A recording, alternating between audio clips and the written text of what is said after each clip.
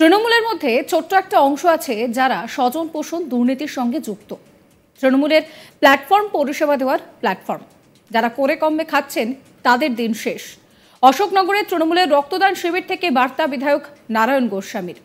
অশোকনগর শহর তৃণমূল কংগ্রেসের পক্ষ থেকে অশোকনগর শহীদ সদনে রবিবার এক রক্তদান শিবিরের আয়োজন করা হয়। সেই রক্তদান শিবির থেকে নারায়ণ গোস্বামী বলেন যে রক্তদান মহৎ দান। শীত গ্রীষ্ম বর্ষা তৃণমূলী ভরসা। সারা বাংলা ঘুরেও বিজেপি একটাও রক্তদান শিবির আপনাদের নজরে আসবে না।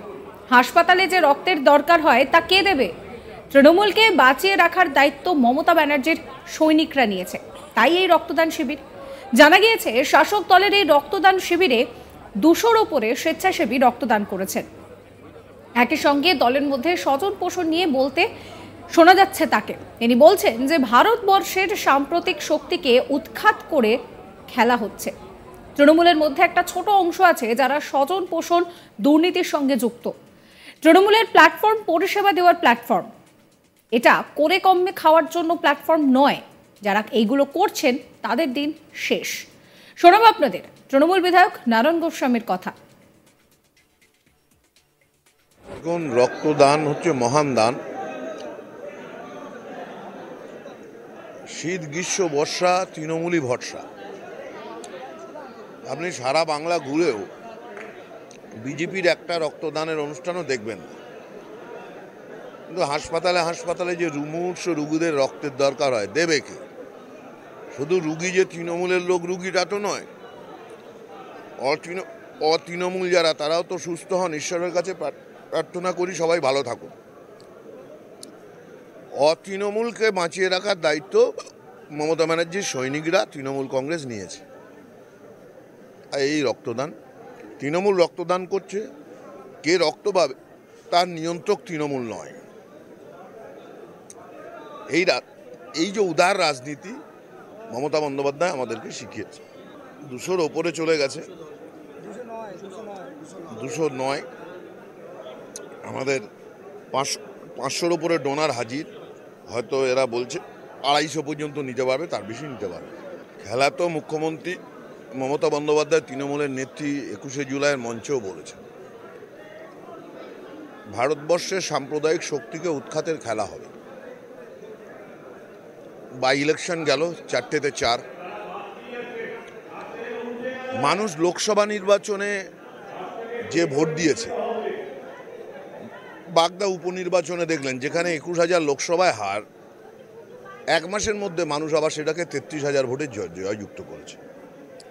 1 মাসের ব্যবধানে আমরা জেলার লিডাররা ওখানকার স্থানীয় তৃণমূলের কর্মীদেরকে নিয়ে বোঝাতে সক্ষম হয়েছি মমতা ব্যানার্জি কী এবং কী চান। এবং তৃণমূলের মধ্যেও একটা ছোট অংশ থাকলেও আছে যারা স্বজন পোষণ দুর্নীতির সঙ্গে যুক্ত। এই প্ল্যাটফর্ম, তৃণমূলের প্ল্যাটফর্মটা নেত্রী বলছেন, আমার নেতা অভিষেক বন্দ্যোপাধ্যায় বলছেন, এটা পরিষেবা দেওয়ার প্ল্যাটফর্ম, করে কমে খাওয়ার নয়। যারা করে কমে খাচ্ছেন তাদের দিন শেষ। এই নিয়ে আমার কালিক দীপক দেবনাথের একটি রিপোর্ট দেখাবো। দেখো, তৃণমূল কংগ্রেস সেবা দেওয়ার প্ল্যাটফর্ম, এখানে করে কমে খাওয়ার কোনো জায়গা নেই এবং যারা করে কমে খাচ্ছেন তাদের দিন শেষ, এরকম একটি মন্তব্য করেছেন দলের বিধায়ক নারায়ণ গোস্বামী। অশোকনগরের এই বিধায়ক, তিনি গতকালকে একটি রক্তদান শিবিরে উপস্থিত ছিলেন এবং তার ফাঁকে যখন সাংবাদিকদের প্রশ্নের মুখোমুখি হচ্ছিলেন, ঠিক সেই সময় এরকম একটি তাৎপর্যপূর্ণ মন্তব্য করেছেন এবং তিনি কার্যত স্বীকার করে নিয়েছেন যে দলের মধ্যে একটা অংশ, সেটি ছোট অংশ হলেও তাদের বিরুদ্ধে দুর্নীতির অভিযোগ রয়েছে বা তাদের বিরুদ্ধে স্বজন পোষণের অভিযোগ রয়েছে এবং মূলত তাদেরকে উদ্দেশ্য করেই তার এই বার্তা। তুমি জানো যে গত 21শে জুলাই 21-এর মঞ্চ থেকে দলের যে নেত্রী, সর্বোচ্চ নেত্রী যে মমতা ব্যানার্জি, তিনিও কিন্তু এরকম একটি বার্তা দিয়েছিলেন এবং দলীয় শুদ্ধিকরণের ডাক দিয়েছিলেন এবং তিনি বলেছেন যে আমার দলে বিত্তবানদের কোনো জায়গা নেই বা বিত্তবানদের আমি চাই না, বরং বিবেকবানদের আমি চাই। তার কারণ হিসেবে তিনি বলেছেন যে পয়সা আসে বা টাকা আসে, টাকা চলে যায়, কিন্তু যে সেবার কোনো বিকল্প নেই এবং তিনি বলেছেন যে আমাদের যত জয় হবে বা আমরা যত জিতবো তত কিন্তু আমাদের নম্র হতে হবে, এরকম একটি বার্তা দিয়েছিলেন। এবং তারও আগে আমরা যদি দেখি যে দলের যে সাংসদ সৌগত রায় তিনিও কিন্তু একটি এরকম প্রচ্ছন্ন একটি বার্তা দিয়েছিলেন এবং তিনি বলেছেন যে তৃণমূলের সাথে সমাজ বিরোধীদের কোনো সম্পর্ক নেই এবং দলের কোনো নেতা নেত্রীর সঙ্গে যদি সমাজ বিরোধীদের বা যদি কোনো প্রমোটারদের সম্পর্ক থেকে থাকে তাহলে তাকে শোকজ করা হবে এবং প্রয়োজনে তাকে দল থেকে বহিষ্কার করা হবে। এরকম সময় আমরা দেখেছি যে সাম্প্রতিক সময়ে তৃণমূলের বিরুদ্ধে একাধিক অভিযোগ উঠছে সমাজ বিরোধীদের সাথে নেক্সাস বা যারা এই যে অ্যান্টি সোশ্যাল আছে তাদের সাথে নেক্সাস কিংবা প্রমোটার যারা আছে তাদের সাথেও দলীয় কর্মীদের সাথে একটা যোগ সাজসের একটা অভিযোগ উঠছে এবং সেরকম পরিপ্রেক্ষিতে দলও যথেষ্ট চূড়ান্ত অস্বস্তিতে পড়ছে। মাঝে মধ্যেই বিরোধীরাও এই ইস্যুতে তাদের নিশানা করছেন। এরকম একটি পরিস্থিতিতেই কিন্তু দলীয় নেতৃত্ব থেকে অভিষেক ব্যানার্জি কখনো দলের বিধায়করা বা কখনো সাংসদরা এরকম কিন্তু বারে বারে বার্তা দিয়ে আসছেন। এখন প্রশ্ন হচ্ছে যে এই বার্তা দেওয়ার পরেও তৃণমূলের যাদের বিরুদ্ধে যে অংশের বিরুদ্ধে এরকম ধরনের অভিযোগ তারা কি আদৌ মানে তারা আদৌ শুদ্ধি হবেন, এটা এখন সবচেয়ে বড় প্রশ্ন।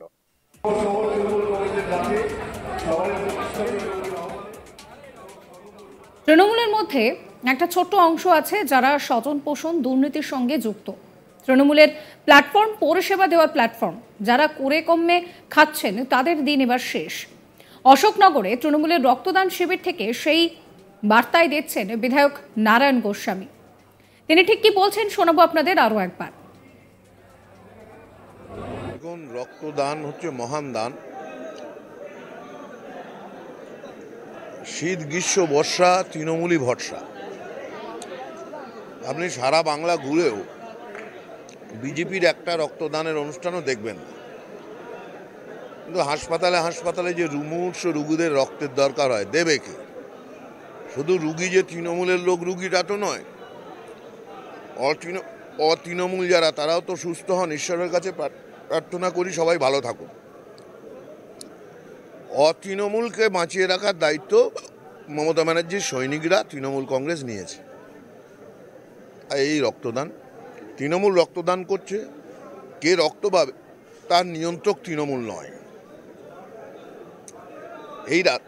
এই যে উদার রাজনীতি মমতা বন্দ্যোপাধ্যায় আমাদেরকে শিখিয়েছে। 200-র ওপরে চলে গেছে, 209। আমাদের 500-র ওপরে ডোনার হাজির। হয়তো এরা বলছে 250 পর্যন্ত নিতে পারবে, তার বেশি নিতে পারবে। খেলা তো মুখ্যমন্ত্রী মমতা বন্দ্যোপাধ্যায় তৃণমূলের নেত্রী 21শে জুলাইয়ের মঞ্চেও বলেছেন, ভারতবর্ষের সাম্প্রদায়িক শক্তিকে উৎখাতের খেলা হবে। বাই ইলেকশন গেল 4তে 4। মানুষ লোকসভা নির্বাচনে যে ভোট দিয়েছে, বাগদা উপনির্বাচনে দেখলেন যেখানে 21,000 লোকসভায় হার, 1 মাসের মধ্যে মানুষ আবার সেটাকে 33,000 ভোটে জয়যুক্ত করেছে। 1 মাসের ব্যবধানে আমরা জেলার লিডার। সাবস্ক্রাইব করবেন আজ তাক বাংলার ইউটিউব চ্যানেলকে, ফলো করবেন হোয়াটসঅ্যাপ চ্যানেলও।